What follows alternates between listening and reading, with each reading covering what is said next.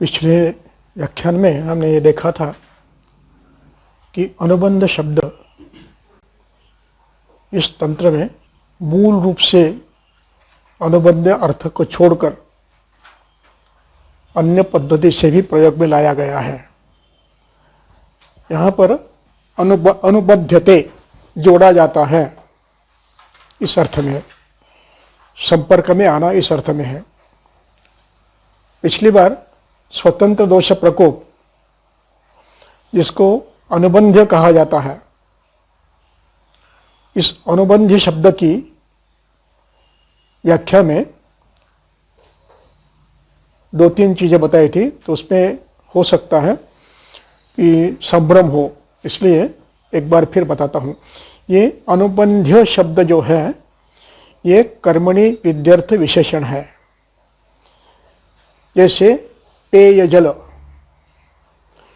य आनीय व्य, य आनीय ऐसे दो प्रत्यय लगते हैं और जो काम करना चाहिए, करना योग्य है, इस अर्थ में विध्यर्थ शब्द का प्रयोग होता है। यहाँ अनुबंध शब्द का अभिप्राय है कि जिसके साथ संलग्न हो सकता है कोई भी, इसलिए उसको अनुबंध कहते हैं, और जो संलग्न होता है उसको अनुबंध कहते हैं। इस प्रकार इस विषय को समझना है। उसके बाद हम आए थे प्रायेण ही समुत्कृष्टात् आमोदोषात् शरीरेणाम। मैंने ये भी कहा था इस समय कि निदान स्थान के संप्राप्ति हेतु में मैंने एक वाक्य कहा था कि इन हेतुओं का परिणाम अग्नि पर होता है और उसका परिणाम रक्तपित्त आमज हो सकता है। इसको संभव तंत्र युक्ति मैंने कहा था। तो उसका स्पष्टीकरण इस श्लोक में है कि रक्तपित्त प्रायेण कैसा होता है। प्रायेण समुत्कृष्टात् आमोदोषात् शरीरेण। प्रायेण प्राथमिक अवस्था में मैंने कहा कि ग्रंथोक्त जो संप्राप्ति है वो उत्कटता की है। अत्यंत बलवान सर्वसंपूर्ण लक्षणों से युक्त संप्राप्ति ग्रंथकार वर्णित करते हैं, किंतु हम जब व्यवहार में प्रैक्टिस करते हैं तब सामने आने वाला रोगी ये पूरी संप्राप्ति का होगा ऐसे नहीं, उत्कट संप्राप्ति का होगा ऐसे नहीं। प्रारंभ हो गया कहीं ना कहीं, लेकिन ये उत्कटता उस पर नहीं होती है। और इस अनुत्कट अवस्था में यदि हम दोषों का, हेतुओं का सम्यक ज्ञान करा लेते हैं और उनकी चिकित्सा करते हैं, न कि रक्तपित्त की, तो ये आगे जाकर रुक सकता है। इनके हेतु बंद करने के बाद ये रुक सकता है।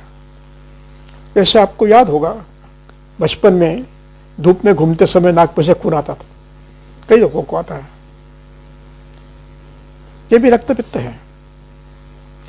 यहां रक्त में उष्ण गुण और तीक्ष्ण गुण की वृद्धि हुई है। रक्त की कुछ मात्रा में वृद्धि हुई है, क्योंकि बचपन में हमें ध्यान नहीं रहता है नमक कितना खाते हैं। बचपन, अब मुझे याद है कि हम लोग जब धूप काले में हमारे नाना ने किया जाते थे, तो वहां पर ग्रीष्म ऋतु था ना, और घर में आम ऐसे पड़े रहते थे, घर के आम। तो जब भी मन में आया ऊपर जाके यूं करके आम खाते गए, दिन में 1 2 3 4 कितने भी खा लेते हैं, और नमक के साथ, पता नहीं लगता था। और फिर एक दिन नाक में से खून आता था। इस प्रकार लघु संप्राप्तियां हो सकती है। वो बंद हो गया, फिर कुछ नहीं। इस प्रकार होता है। इसलिए रक्तपित्त यानी उत्कट संप्राप्ति होगी एकदम ऐसे नहीं। एक जब औरंगाबाद में व्यवसाय करता था मैं, तो वहां पर एक 22-25 साल का युवक आया और कहने लगा हर महीने में एक बार नाक में से खून आता है, हर महीने में। एक दो दिन आता है, फिर अपने आप बंद हो जाता है। फिर क्या करते हो? कुछ नहीं करता, बोले अपने आप बंद हो जाता है। मैंने उसके इतिहास देखा। युवा है, सुबह 9 बजे नाश्ता करता है घर में, दुकान में जाता है, दुकान में काम करता है, दोपहर में आता है, खाना खाता है, और दोपहर में खाना खाने के बाद दुकान में जाकर सो जाता है। घंटा 2 घंटा दुकान में सो जाता है। कोई व्यापार नहीं रहता है, सो जाता है। 4 बजे उठता है, दोस्त लोग आते हैं, गप्पे मारते हैं, पानी पूरी खाते हैं या और कुछ खाने जाते हैं।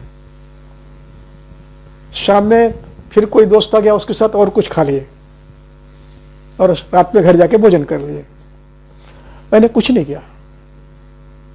मैंने कहा सुबह नाश्ता करते हो, भूख लगती है तो करो, नहीं लगती है तो डब्बा लेके जाओ, ऑफिस पे जाकर खाना खाओ, और दोपहर में सोना नहीं। और फिर मित्रों के साथ पानी पूरी, कचौरी, पिज्ज़ा कुछ नहीं खाना है।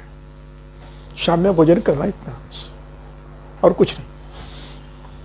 कुछ किंचित औषधियाँ दे दी, किंचित, ज़्यादा नहीं।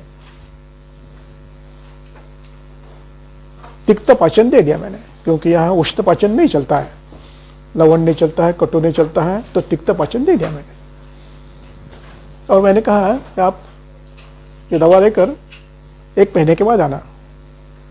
अगले महीने में खून आता है कि देखो, आया नहीं आया, तो बोला ठीक है, अब ये ठीक हो गया है, अब आप हर महीने में एक बार मुझे आके बताओ। तो 1 महीना और आया, फिर नहीं आया। फिर मैंने फोन किया, क्या हुआ? नहीं सर, ठीक हूँ, एकदम ठीक हूँ। फिर 1 साल के बाद फिर उसके अपने भाई के साथ आया, उसको लेकर आया कुछ अन्य कारण के लिए। तब पूछा तो नहीं, सब बंद ही हो गया वो, अब तब उसके बाद आया नहीं है। और फिर उसने मुझे उस समय ये कहा कि भाई को मैंने लाया तो आपने उनको उसका अग्नि अच्छा होने के लिए दवाई दी, मुझे क्यों नहीं दी? मुझे भी देना था, अपने मूंग का पानी मुझे भी कहना था, मुझे भूख नहीं लगती थी, मुझे क्यों नहीं दिया? मैंने कहा दोनों की अवस्थाएं भिन्न है। आपको आवश्यकता नहीं थी, आपके यदि अग्नि इसके बाद नहीं बढ़ती थी तो मैं देता था। इस प्रकार ये रक्तपित्त बिना सायास बंद हो गया। ये उत्कटता में नहीं था। ये बंद करने के बाद भी यदि हेतु चलते रहते हैं तो संप्राप्ति अंदर ही चलती रहती है। फिर जाकर कहीं अवरोध उत्पन्न होता है, और फिर कहीं अकस्मात रक्त छर्दी, रक्तारिसार होता है। इसलिए ये वर्णन उत्कटता का नहीं है। आपके सामने जो रोग आएगा ये उत्कट नहीं होगा, चिंता की आवश्यकता नहीं है। लेकिन यदि आप हेतु बंद नहीं करते हैं तो वो उत्कटता की ओर जा सकता है। इस बात को ध्यान रखना। संयोगवश कल एक छात्र आई थी, उसने कहा मैं इसलिए मिलने आई हूं कि आप जो व्याख्यान देते हो उससे मुझे काफी प्रकाश पड़ रहा, चिकित्सा कैसे करनी है, चिकित्सा व्याधि की नहीं करनी है, दोषों की करनी है। इस बात को मैं समझ पाई हूँ, इसलिए मैं आपको आभार मानने के लिए आई हूँ। और इसका परिणाम इतना होता है कि पेशेंट ठीक जल्दी होता है और दोबारा व्याधि नहीं होती। इसलिए आपका मैं आभार व्यक्त करने के लिए आई हूँ, क्योंकि मैं पुणे छोड़ के जा रही हूँ। मैंने कहा ठीक, अच्छा हुआ। तो समझने की बात यह है कि हमें चिकित्सा किसकी करनी है? दोषों की करनी है। इस बात को ठान के रखिए पूरे इसमें। अब इसके बाद कल्पों का प्रारंभ होता है। तर्पण हमने देख लिए कल। तर्पणों के बाद मांस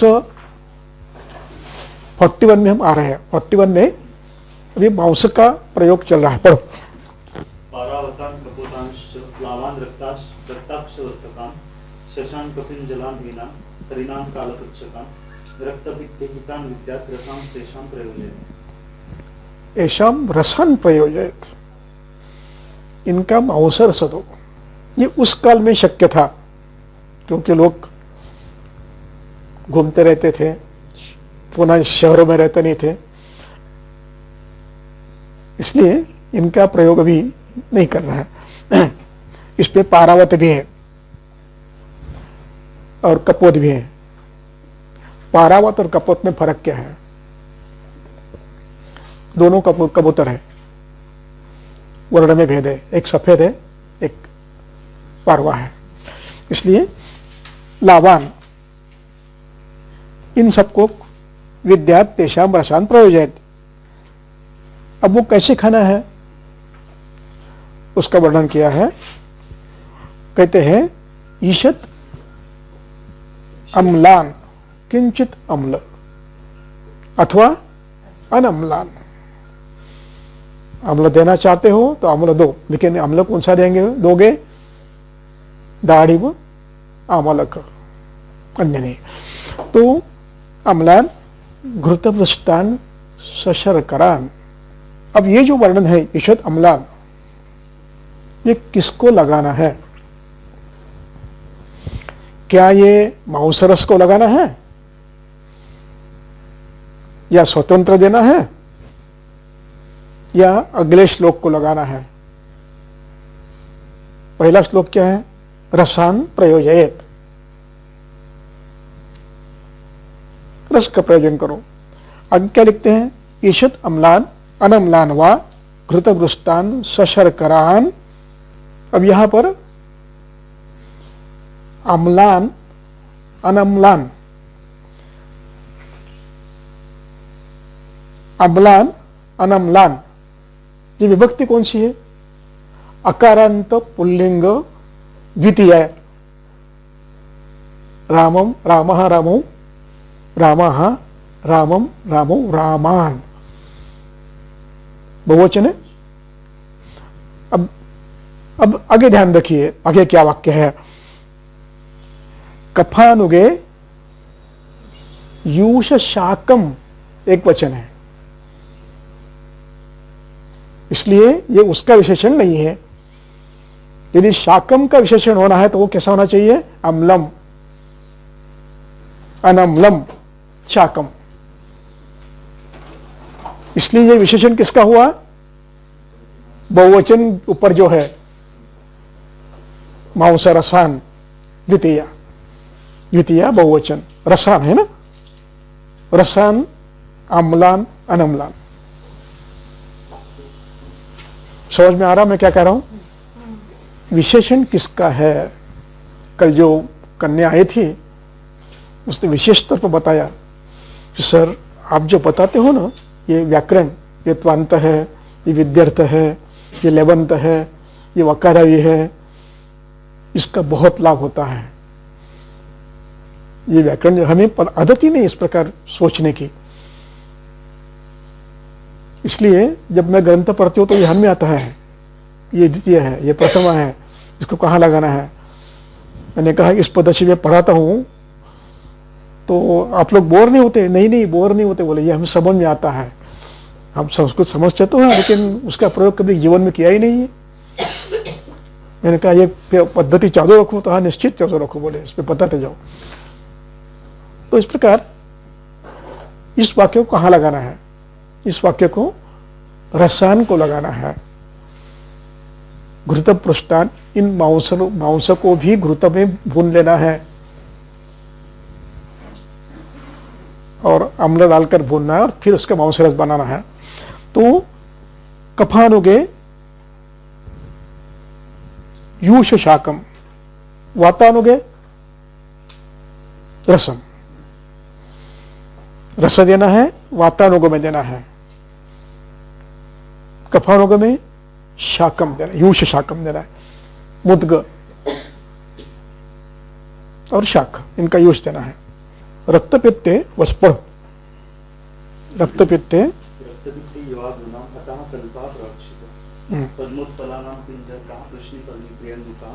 जले साध्या रसे तस्मिन् पेया स्यात् रक्तपित्तेन। रक्तपित्ते यवागूनाम, यवागूनाम बहुवचन है, द्वितीय बहुवचन है। यवागूनाम कल्पः प्रवक्षन्ते, प्रवक्षते, यवागु के कल्प बता रहे हैं हम। अतः इसके बाद पंचमी है, इसके बाद कल्प बता रहे हैं। तो पहला कल्प क्या है? पद्मोत्पलानाम किंजलकः पृष्ठपर्णी प्रियंगुकाः जले साध्या रसे तस्मिन् पेया शात रक्तपित्तिनाम। इसमें दो प्रक्रिया है। पहली प्रक्रिया है, पहले जो द्रव्य बताए हैं इनका जल बनाना है। किंजल का पद्म उत्पल किंजल का प्रश्नपर्णी प्रियंगुकाः जले साध्याः। यहां पर थोड़ा संभ्रम है व्याकरण दृष्टया। पहला जो शब्द है षष्ठी है, पद्मोत्पलानाम षष्ठी किया है। पद्मोत्पलानाम रसे सप्तमी, पद्मोत्पलानाम रसे पद्मोत्पल के स्वरस में। और उसके बाद जो शब्द है इन सब में प्रथमा विभक्ति है। किंजल कहा कृष्णपर्णी प्रियंगुकाः जले साध्या, इनको जल में क्वात करना है। रस कितना किसका देना है? पद्मोत्पला नाम सरह, और इन सबका जले साध्या, इनका क्वात बनाना है। और इस क्वात को भी रस कहते हैं, इसलिए रस शब्द दोनों को लगाना है। पद्मोत्पलानाम रसे और प्रियंगुकाः किंजल कहा, इनके क्वात, उसके लिए भी रस का शब्द प्रयोग है। रसे यवागु पेया साध्या, पेया सिद्ध करनी है। ध्यान में रखना है, पेया कफे न देया, वही वातव्याधि में देना है। और श्लेष्मा में यूष देना है। अब आपके मन में प्रश्न आएगा,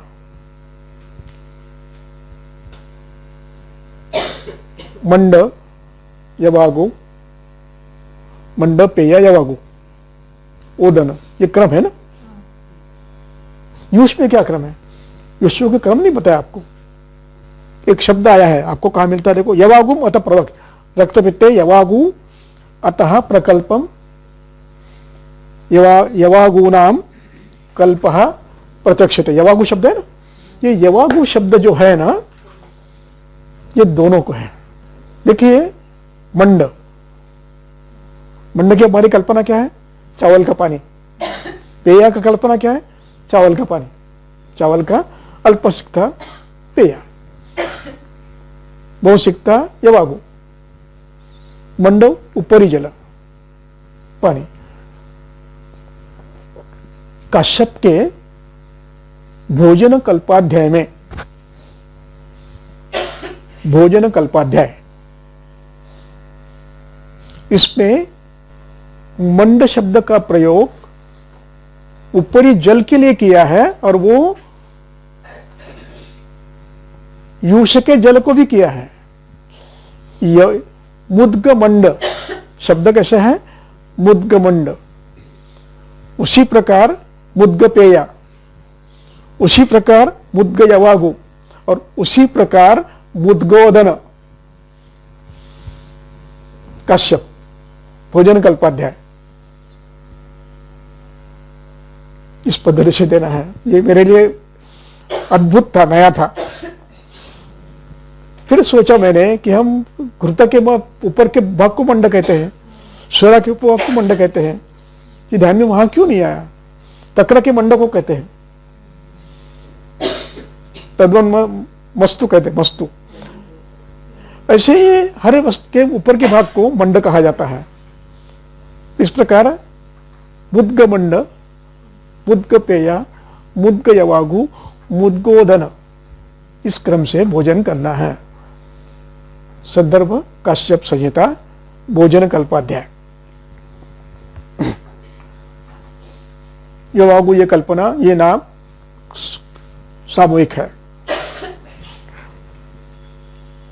उसके बाद पढ़ो चंदनो शीरलोद्रा नाम रसे तद्वत् सनागरे किराततिक्त कौशिरमुस्थानाम तद्वदेव च।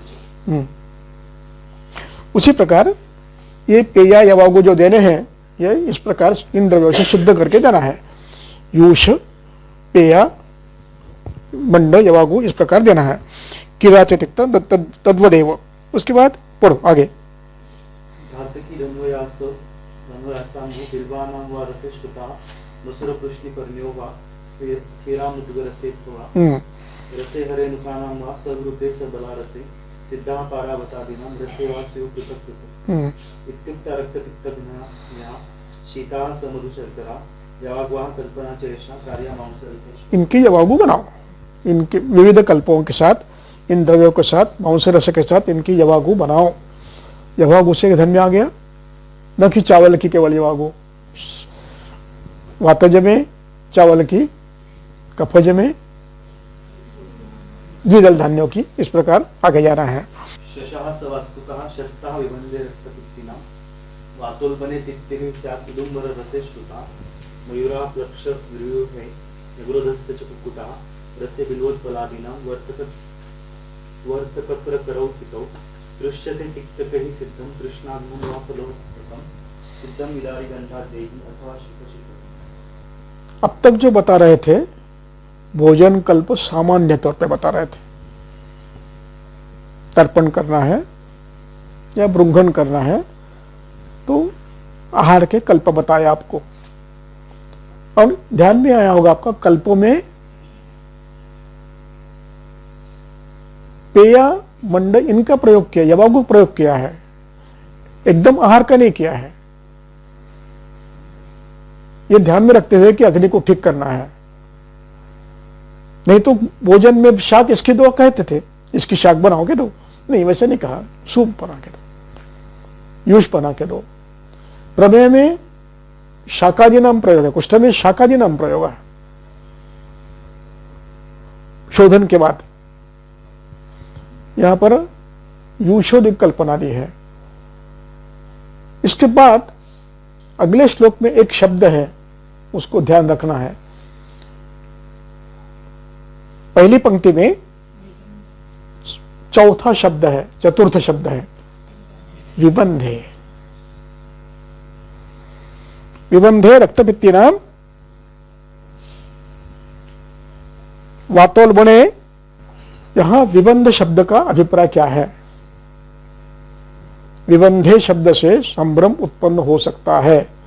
विबंध के लिए, बंध करने के लिए एक अर्थ निकाल सकते हो, विबंधे इति, विबंध करने के लिए, बंध ग्राही।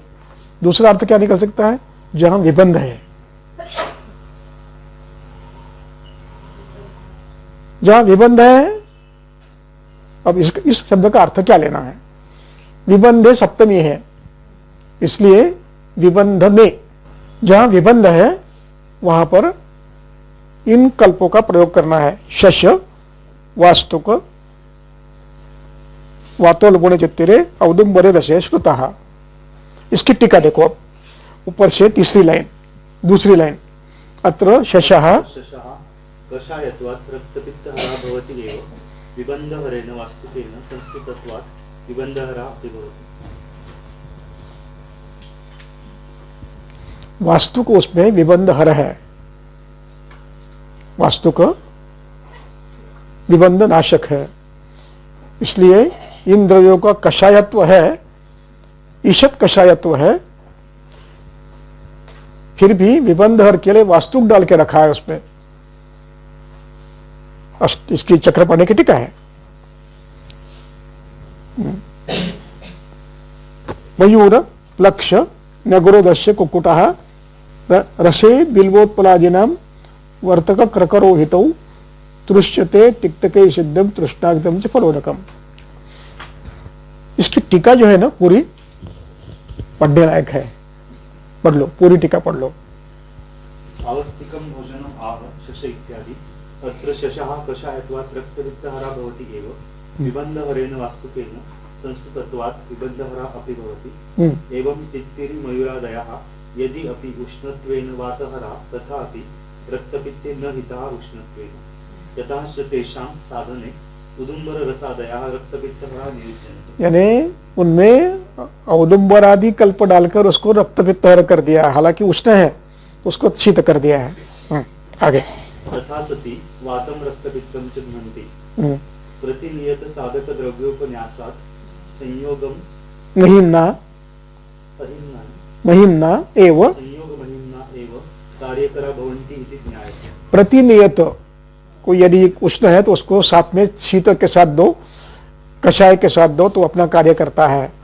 यदि विबंधकर है तो विबंधहर द्रव्यों के साथ दो तो अपना कार्य करता है। इस प्रकार करने के लिए कहते हैं।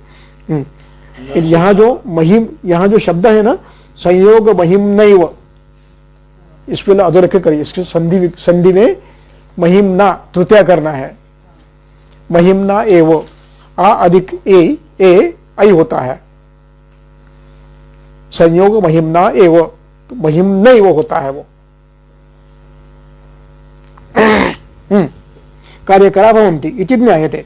आगे शशः कषायः अपि विबन्धं करोति वास्तु संस्कारात, उसको अधोरेखांकित करके रखो। कल्पों का अध्ययन करते समय इस प्रकार करना है। अन्य कल्पों का अध्ययन जब हम करेंगे तो इसमें संयोगवश क्या परिणाम परिवर्तन आया है उसका अध्ययन करना है। आगे न तित्तिरि प्रभृतयः रक्तपित्तं कोपयन्ति उदुम्बर रसादि संस्कारात् एवं विपरीत फल संभवा नास्ति संयोग शक्तेः अचिन्त्यत्वात्। अचिन्त्यत्वात्, संयोगस्तु अचिन्त्यत्वात्। एक श्लोक याद है आपको, सुश्रुत ने कहा है कि कल्पों के बारे में आप मीमांसा मत करिए, ऐसा कहा है।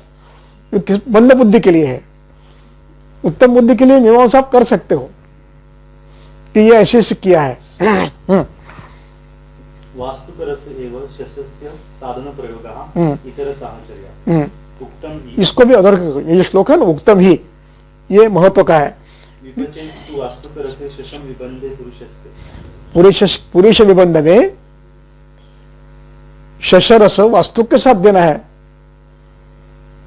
सिद्धम विदारी गंगाद्यैहि इति शालिपर्ण्यादि पंचमूल शुद्धम उदकम। इस प्रकार इन कल्पों की रचना की है। साक्वत त्याचं पत्रशाक अष्टांग संग्रहामध्ये चरकांनी सुश्रुतांनी तस्य भेदः कंकवास्तुकः शाकवर्गे श्रेष्ठः मधुरः क्षारः सुशीतलः दीपनं पाचनं वर्चो भेदी अष्टांग। वर्चो भेद वाक्य लिख रहे, वर्चो भेजु तो वास्तुकम, अभी याद आ गया मुझे, वाग्भट का श्लोक है। वर्चो भेजु तो वास्तुकम।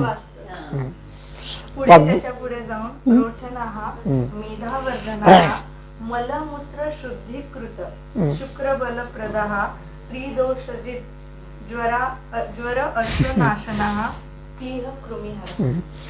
देखो ये काल का परिणाम है। सो इस ये जो टीका है इसको कहीं ना कहीं ऐसा मार्क करके रखो कि कल्पों की रचना किस प्रकार की जाती है। विशिष्ट कल्प में यदि रक्त का विबंध है, विबंध शब्द का अभिप्राय क्या है? विबंध शब्द का अभिप्राय श्रोतोरोध है, कहीं ना कहीं जो संप्राप्ति उत्कट संप्राप्ति है, उस उत्कट संप्राप्ति में इनका प्रयोग करना है। ये श्रोतोरोध जो स्थिर नहीं हुआ है उसके लिए इसका प्रयोग आप कर सकते हो। जो स्थिर है उसके लिए आप नहीं करेंगे, जो अस्थिर है, चल सकता है, निकल सकता है, उसके लिए इसका प्रयोग आप करेंगे। यानी ये गृहित रखना है कि कहीं ना कहीं रक्तपित्त की संप्राप्ति में अवरोध प्रारंभ हुआ है, इसलिए इन द्रव्यों का प्रयोग मात्रा में करते रहना है। आगे 52 ज्ञात्वा दोषावनुबलौ बलम आहारमेव च जलम पिपासवे दद्यात् विसर्गात् अल्पशः अपि वा। 51 फिर से पढ़िए एक बार। 51 दृश्यते तिक्तकरी सिद्धं तृष्णाग्नं वा फलोदकम्। दृश्यते, यहां पर दृश्यते तिक्तकरी ही, तिक्त रस देने से तृष्णा बढ़ती है। तृष्यते। सिद्धम तृष्णाग्नम फलोदकम श्रुतशीतलम अथवा दद्यात्। सिद्धम विदारिक अंदादे अथवा फलोदकम दद्यात्। फलरस, अम्ल फलरस अथवा अन्य कोई फलरस देना चाहिए। सिद्धम विदारिक अंदादे व श्रुतशीतलम दद्यात्। तिक्त रस द्रवशोषक है, इसलिए इसको अधिक, इसकी मात्रा कभी कभी बढ़ जाती है तो उसमें तृष्णा उत्पन्न होती है, इसलिए तृष्यते ये क्रियापद है। अगला ज्ञात्वा।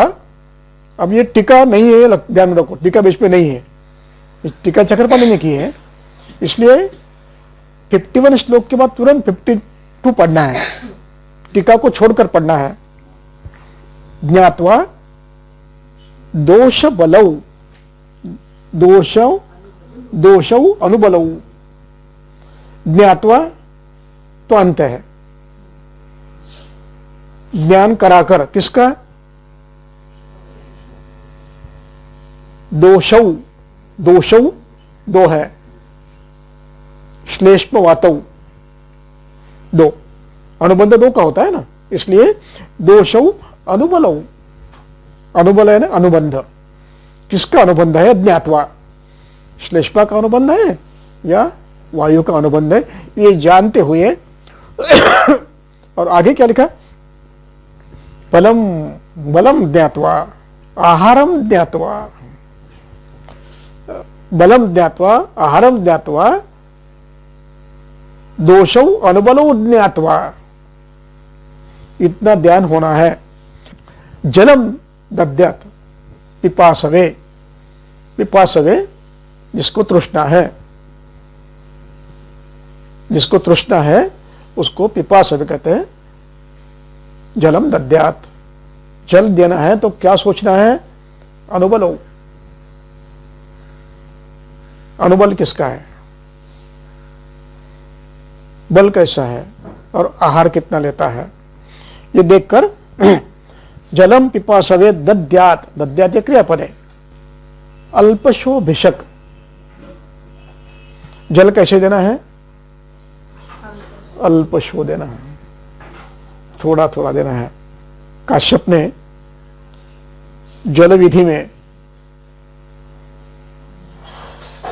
विशेष तौर पर लिखा है कि जिसको तृष्णा है उसको एक साथ खूब पानी मत पिलाओ, और उसका ये दिया है उससे कीचड़ बनता है, ऐसे कीचड़ शरीर में बनेगा, अग्नि मंद होगा, इसलिए अल्प अल्पम पाये तम्बू। पिपासवे जलम अल्प अल्पम पाये, थोड़ा थोड़ा देकर उसको पिलाओ। अल्पशोषक दद्यात्। अब बीच पे दद्यात् के बाद एक शब्द है विसर्गात। विसर्गात इति, रक्त का विसर्ग हो रहा है। विसर्गात पिपासवे, रक्तस्राव होने के कारण तृष्णा भी आ सकती है, इसलिए विसर्गात पिपासवे अल्पाल्पम दोषबलौ दोषानुबलौ ज्ञात्वा आहारम ज्ञात्वा बलम ज्ञात्वा जलम दद्यात्। केवल पानी नहीं देना है, वो जीवन द्रव्य से शुद्ध देना है, फल रस से शुद्ध देना है, अम्ल रस से शुद्ध देना है, कषाय रस से शुद्ध देना है।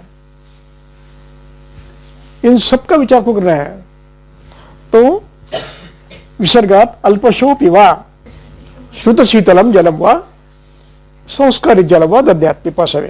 काय म्हणलं? कषाय रस पण शोषक आहे ना, आणि वातवृद्धी करणारा, तरी पण कषाय रस मग सकाळी जीवन द्यावे द्यायचे, अशा वेळा जीवन द्यावे द्यायचे, पण कषाय जीवन एकत्र दिलं तर स्तंभनाचं काम होणार नाही, असं असं असं करायचं. म्हणजे आमलकी दिलं की स्तंभन होत नाही. आमलकी सार आहे, ते स्तंभन करीत नाही. स्पर्शाने करतं, पाकाने करत नाही, पाकाने संसार करत. म्हणजे कल्पना वेगवेगळ्या वापरायच्या आपण. म्हणजे आपल्याला कषाय द्यायचं असेल तर त्याला सारक द्रव्य सोबत द्यायचं. जर स्तंभन करायचं नसेल तर स्तंभन करायचा प्रश्न नाही. जे स्तंभन करायचं आहे जिथे हरकत नाही, पण जिथे निबंध आहे तिथे स्तंभन द्यायचं नाही, तिथे मग सारक द्यावं. तर पाण्याबद्दल एवढा विशेष निर्देश करण्याचं काय कारण हं? असेल? पाण्याबद्दल एवढा विशेष निर्देश 2-3 वेळा केलाय, त्याचं काही विशेष प्रयोजन? त्याचं वर्णन त्यांनी इथे एका शब्दात केलंय, विसर्गात. विसर्गात पिपासावे. रक्त जर अधिक प्रमाणात जात असेल तर तृष्णा येणार आहे, डिहायड्रेशन होणार आहे. इसलिए विसर्गात. पुढची वेळ महत्वाची. विपर्येतु ना पानीयम नातिपथ्यम तेन अल्पोदेयम. जोपर्यंत रक्तस्राव आहे तोपर्यंत पुन्हा पुन्हा पुन्हा पुन्हा द्या, आणि रक्तस्राव नसेल तर जास्त देऊ नका, कारण ते हानिकारक आहे. विसर्ग पर्यंतम म्हणजे जोपर्यंत विसर्ग आहे तोपर्यंत पुन्हा पुन्हा द्या, आणि जिथे विसर्ग नसेल तिथे जास्त द्यायची गरज नाही. अल्पम विपर्येतु पानीयम नातिपथ्यम तेन अल्पशो देयम. आगे 51 53. निदानं रक्तपित्तस्य यत् किंचित संप्रकाशितं जीवितारोग्य कामैः तद् न सेव्यं रक्तपित्तिभिः इति अन्नपानं निर्दिष्टं क्रमशः रक्तपित्तम् इति समाप्त किया है. क्या समाप्त किया है? अन्नपानम निर्दिष्टम इति. अन्नपान का विषय यहां समाप्त हुआ. यहां पर आपको एक सूचना दी है ऊपर की पंक्ति में. क्या दी है? जीवित आरोग्य कामैहि. जीवित कामैहि, ज्याला जगण्याची इच्छा आहे, म्हणजे दीर्घकाळ जगण्याची इच्छा आहे, दीर्घायुष्य हवंय. कामैहि म्हणजे इच्छा असणारा. जीवित आरोग्य कामैहि, ज्याला जीविताची और आरोग्याची, जिनको आरोग्य की इच्छा है, ऐसे व्यक्ति ने क्या करना है?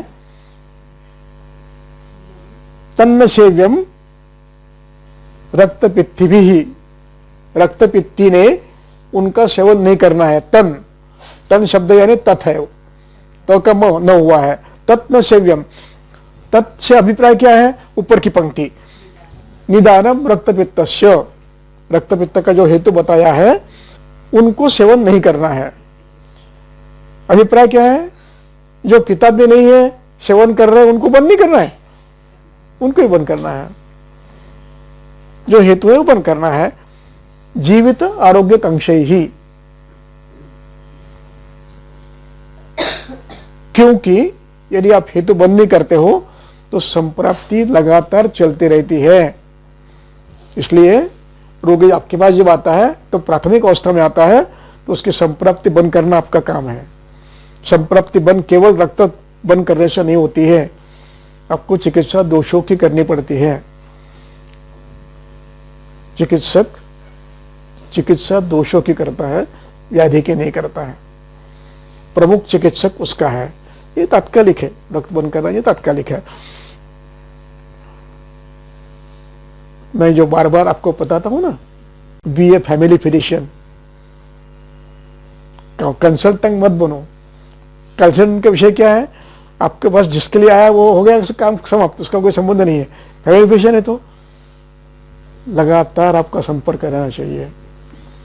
इसलिए इन सब बातों को ध्यान में आपको रखना है कि पेशेंट के साथ अपना संपर्क नित्य होना चाहिए, क्योंकि उसके आरोग्य के किले हमारे हाथ में है. वो क्या गलती करता है, क्या नहीं करता है, वो हमें बार बार देखना है. और ये बात जो मैं कह रहा हूं बार बार, इस बात को लोग सुनते हैं, जो ऑनलाइन भी सुनते हैं तो इस बात को सुनते हैं और ये कहते हैं कि ये बड़ा उपयोगी काम है, ये आप किसको बंद करना है, बंद करना है. ये बंद करो तो रोग अपने आप ठीक होता है. इसलिए बी ए फैमिली फिजिशियन. चल आगे 54 वक्ष्यते बहुदोषाणां कार्यं बलवतां चेत् अक्षीणबलमांसस्य यस्य तत् सन्तर्पणोत्थितं बहुदोषं बलवतः रक्तपित्तं शरीरिणा काले संशोधनार्हस्य तत् हरेत् निरुपद्रवम्. तद हरेत निरुपद्रवम. निरुपद्रवम शब्द को थोड़ी देर अलग रखिए. अब पहली पंक्ति में दो शब्द महत्व के हैं, बलवताम बहुदोषाणाम। यानी पहले क्या किया है, बल की परीक्षा की है आपने, आपके ध्यान में आया कि पेशेंट बलवान है, और दूसरा आपने क्या किया है, व्याधि का बल भी देखा है, हेतु बल भी देखा है, दूष्य बल देखा है, काल बल देखा है, देश बल देखा है, और आपके ध्यान में आया कि व्याधि बल उत्तम है। व्याधि बल का ज्ञान हेतु, दोष, दूष्य, देश, काल इनके साम्य पर होता है। ये समान है तो देश व्याधि बल उत्तम है, और ये समान नहीं है तो व्याधि बल क्षीण है। तो बलवताम बहुदोषाणाम कार्यम वक्षते। पहले किसकी चिकित्सा कह रहे हैं, बलवान व्यक्ति और बलवान दोषों की चिकित्सा पहले बता रहे हैं, पहली प्रारंभ कर रहे हैं। क्या कहते हैं, अब बलवताम तो कहा ना, फिर भी स्पष्ट करने के लिए कहते हैं अक्षीण बलवंश। अक्षीण बलवंश है, क्राइटेरिया बता दिए बलवताम के क्राइटेरिया। भोजन कर रहा है, मांस बल क्षीण नहीं है, अक्षीण बलवंशस्य संतर्पणोत्थित है, संतर्पणोत्थ है, अक्षीण बलवंश है और बलवान है। अगला शब्द क्या है, बहुदोषम। बहुदोषम ये रक्तपित्तम का विशेषण है। बहुदोषम रक्तपित्तम, रक्तपित्त दोष बलवान है, दोष बहु है। ये बहु संख्यावाचक नहीं है, मात्रावाचक है। रक्तपित्त बहु है, बहुदोष है, और बलवान व्यक्ति है, शरीर बलवान है।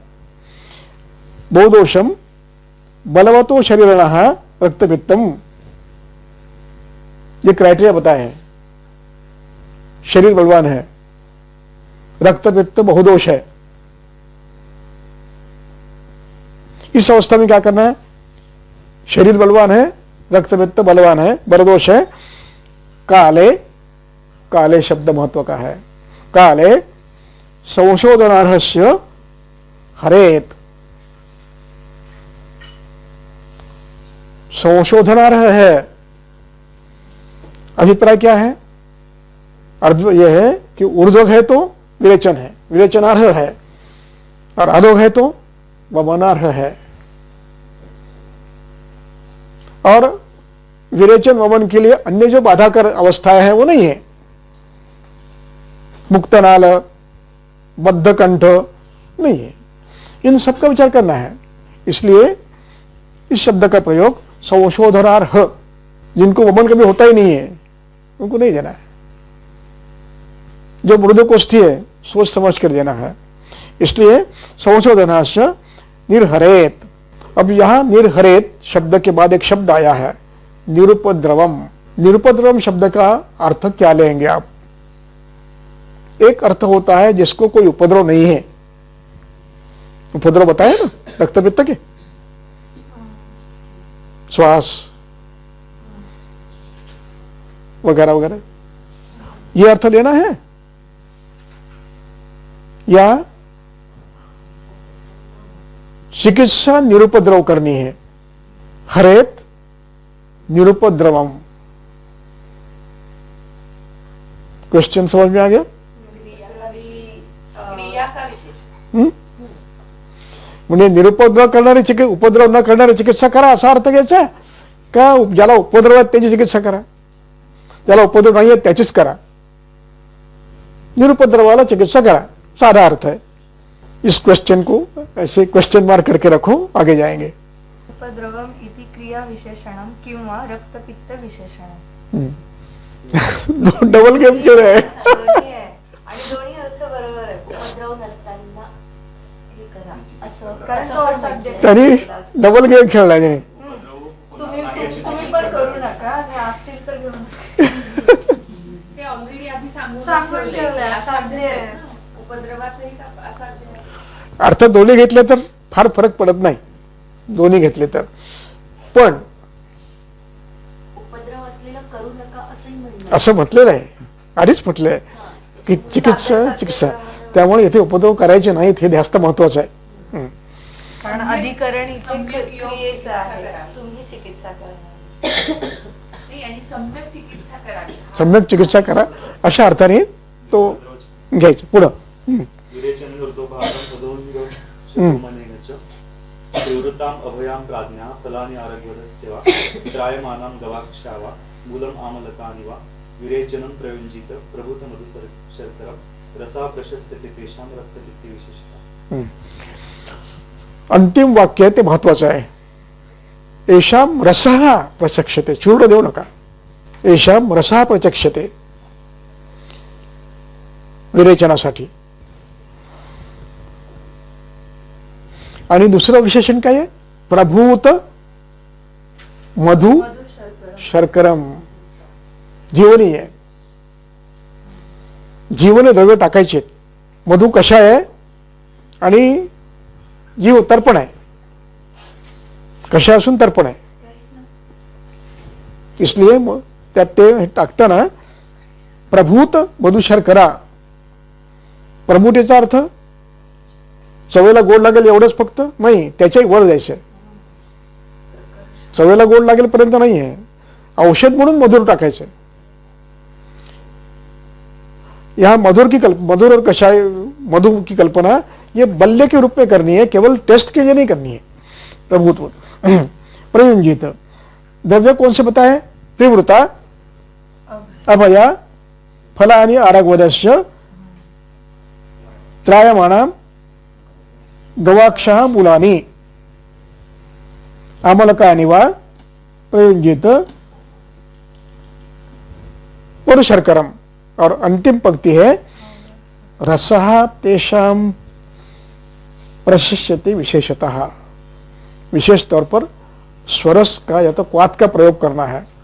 ओमनं मदों मिश्रः मंथा स क्षौद्र शर्करा स शर्करं वा सलिलम् इक्षूणां रस एव वा वत्सगस्य फलं मुस्तं मदनं मधुकं मधु अधोवहे रक्तपित्ते वमनं परमुच्यते. अधोवहे रक्तपित्ते वमनम परमुच्यते, ये उसमें महत्व का वाक्य है. वमनम परमुच्यते. अब वमन के लिए क्या देना है? मदनोन्मिश्रम वमनम, मदन से युक्त, मदन फल प्रधान है. मदनोन्मिश्रः मंथः सक्षौद्रः. वमन के लिए मंथ देना है. सक्षौद शर्करम सशर्करम वा सलिलम इक्षुणाम रसः वा इक्षुणाम रसा, पानी डालकर शर्करा मत डालकर उसका ये मंथ बनाओ, अथवा इक्षुरस डालकर मंथ बनाओ. इक्षुरस और मदन फल का मंथ बनाओ. एवं रसम वा वत्सक फल मुस्तम मदनम मधुकम मधु. वत्सक फल, मुस्ता, मदन, मधुक और मधु, इनका मंथ बनाओ. प्रमुख मदन है, बाकी अल्प है. इस प्रकार मंथ बनाकर देना है. अगली पंक्ति पढ़ो, वहां रुकेंगे हम. ऊर्ध्वगे शुद्ध कोष्ठस्य तर्पणादि प्रमोदितः अधोगते यवाग्वादि न चेत्स्यात्मारुतः. ऊर्ध्वगे तर्पण अधिक्रम, बरोबर है ना. ऊर्ध्वग में तर्पण देना है. कफज है ना, पेया नहीं देना.